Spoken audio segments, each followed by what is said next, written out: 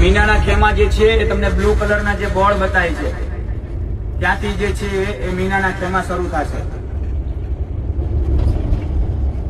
આ જે blue colour જે છે ત્યાંથી મીનાના ખેમા, ઓરિજિનલ મીનાના ખેમા જે છે અહીંથી શરૂ થાય છે.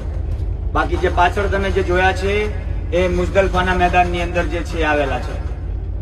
આ એક ખેમાની અંદર 30 થી 40 લોકો જે છે, અને મોટો ખેમો હોય તો 200 લોકો સુધીનો જે છે ખેમો હોય છે.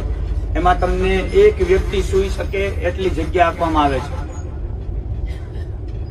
અને મુઝદલફાના મીનાની અંદર જે છે એ એક જગ્યા છે જેમનું નામ છે મકામે ઇસ્માઇલ, કે જ્યાં ઇબ્રાહિમ અલૈહિસ્સલામ જે છે એ ઇસ્માઇલ અલૈહિસ્સલામની કુરબાની કરવા માટે જે છે એ લઈને ગયા હતા.